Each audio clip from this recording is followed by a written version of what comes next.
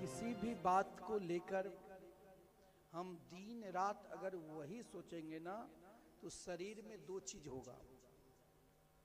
चिंता, चिंता से क्या होगा? दूसरा चीज नाना प्रकार की व्याधि, और वो व्याधि चिंता ऐसा दोनों एक ही सगे भाई बहन। व्याधि और चिंता दोनों लगता है रिश्ता एक ही है, जिस कारण आपको क्या कर देंगे, तो शरीर में नाना प्रकार के रोग उत्पन्न कर देंगे। ना आपको कहीं कथा में मन लगेगा, नहीं भजन पूजन में लगेगा, कुछ कार्य में मन ही नहीं लगने देगा। मन रहते हुए भी बेमन की तरह काम करोगे। लेकिन थोड़ा सा वही मन को राशि चिंता और चिंतन की एक है, लेकिन बदलना पड़ेगा। अब चिंता को छोड़कर चिंतन, अब चिंतन किस ओर लग जाए? मन नहीं लगता है, चलो घूमने।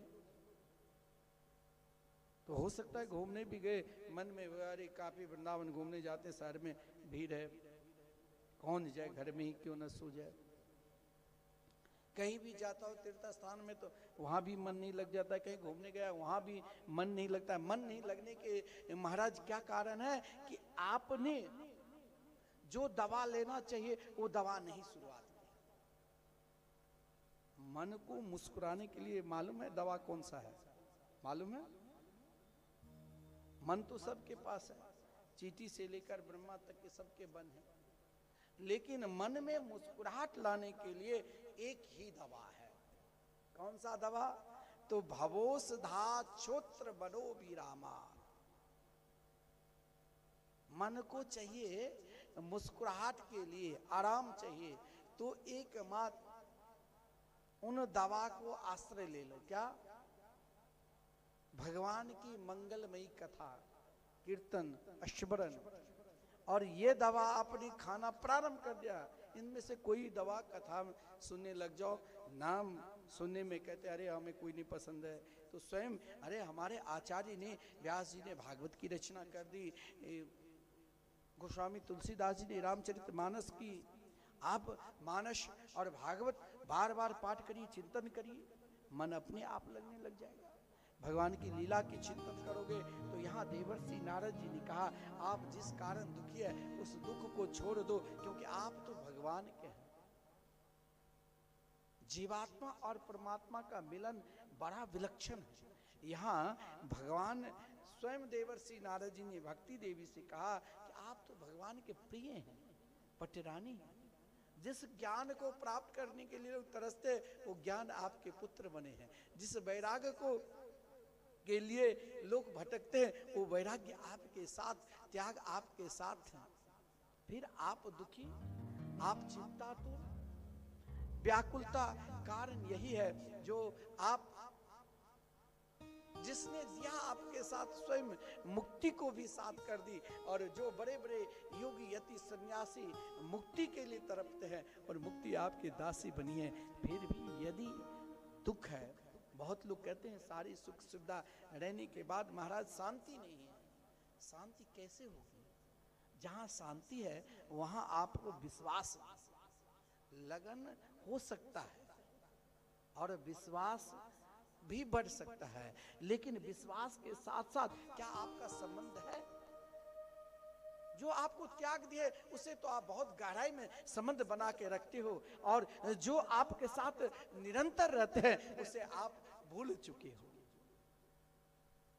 लोग बड़े धूमधाम के साथ बेटी की शादी कराते हैं, खूब बैंड बाजा, हल्दी मेहंदी चलता है, और 1-2 महीने के बाद पति पत्नी अलग। कभी आप देखा होगा एक पत्नी ही अपने पति को कई जगह से काट कर फेंक दिया था। ये सब चलता रहता है। फिर आप कहेंगे ये यार ये तो हमारे प्रिय हैं। माता पिता भी सोचते कि नहीं, अरे महाराज ये बच्चे हमारे बाद में देखेंगे, अरे बाद में वही देखेंगे जो आपको वृद्धाश्रम में छोड़कर। लेकिन एक आपको अपना बना कर रखेंगे, और जिसको आप अपना बना लोगे फिर आप कभी दुख को प्राप्त करोगे ही नहीं। वो क्या है? श्री कृष्ण चरणाम भोजम अस्मरम दुखम गमिष्यति।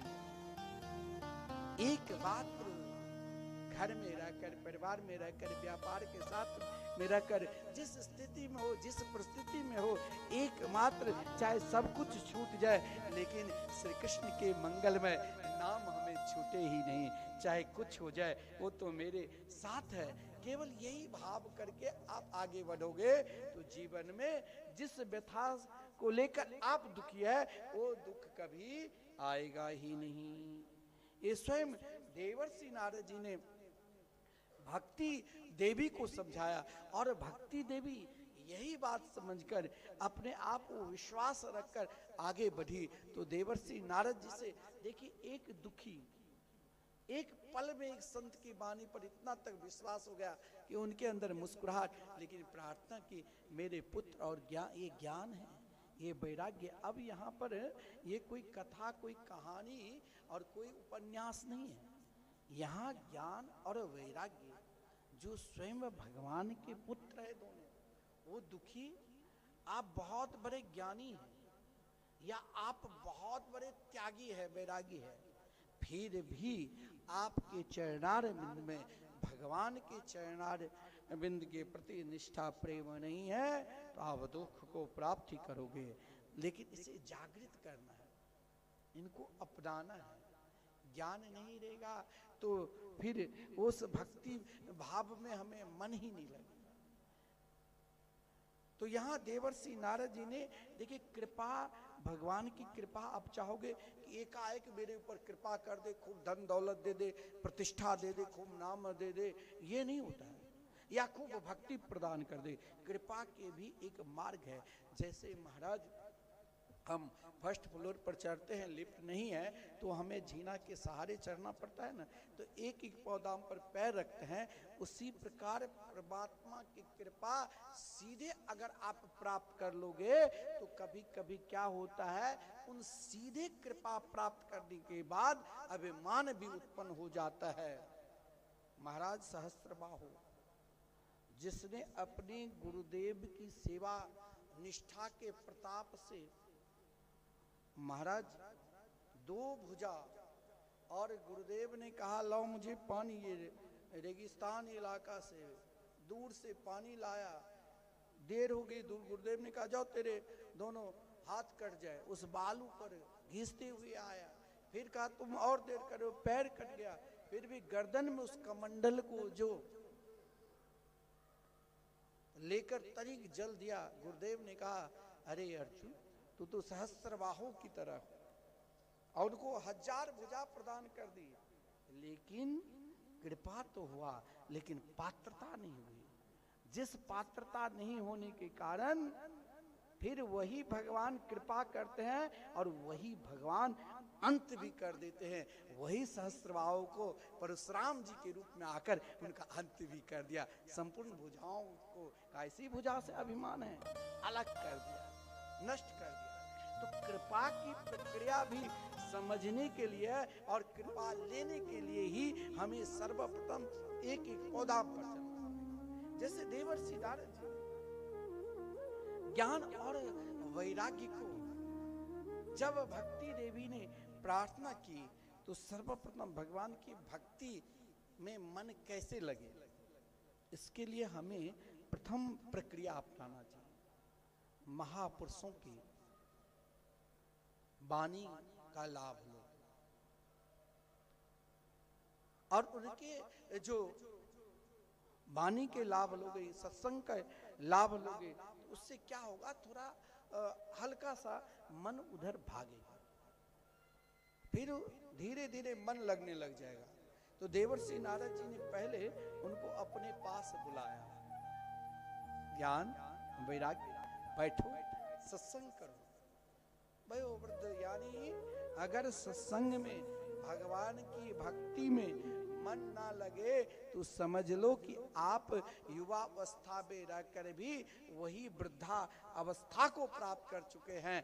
अगर आपके पास संपूर्ण ऐश्वर्य रहते हुए भी भगवान के भक्ति में नहीं विश्वास है तो आप जड़वत है, जीर्ण शरीर है, वृद्ध की तरह है। निरंतर सहारे के साथ ही चलना पड़ेगा, जैसे ज्ञान और वैराग्य को। लेकिन उन सहारे में एक की सहारे ले जाओगे तो आप तरुण होकर महाराज फिर नाचने लग जाओगे। जैसे देवर्षि नारद जी ने ज्ञान और वैराग्य को सहारा दिया कि उठो, तुम अपने आप को पहचानो, तुम्हारा ज्ञान तो बहुत श्रेष्ठ है, वैराग उत्तम है, लेकिन तुम अपने आप को कुछ क्षण के लिए भूल गए। क्या भूलना होता है?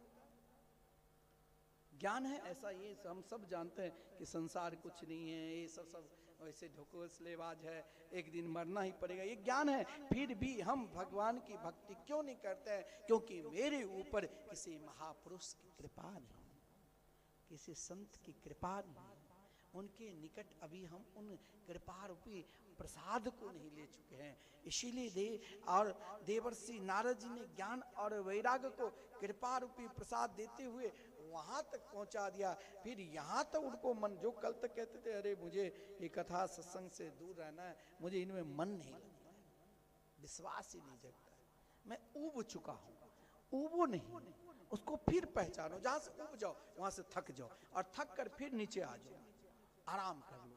आराम कर लोगे तो आराम में फिर एक क्षण के लिए लगेगा कि और कार्य करो, वही एक क्षण के कार्य क्या है? कोई महापुरुष आराम देते हुए फिर आपको कहेंगे नहीं नहीं नहीं नहीं, आओ अब आराम कर लिया, अब फिर इतने आप हमारा स्वस्थ हो गए, जो यहाँ तक प्रवेश मिल गया, जो अब वहाँ चैन से रह सकते।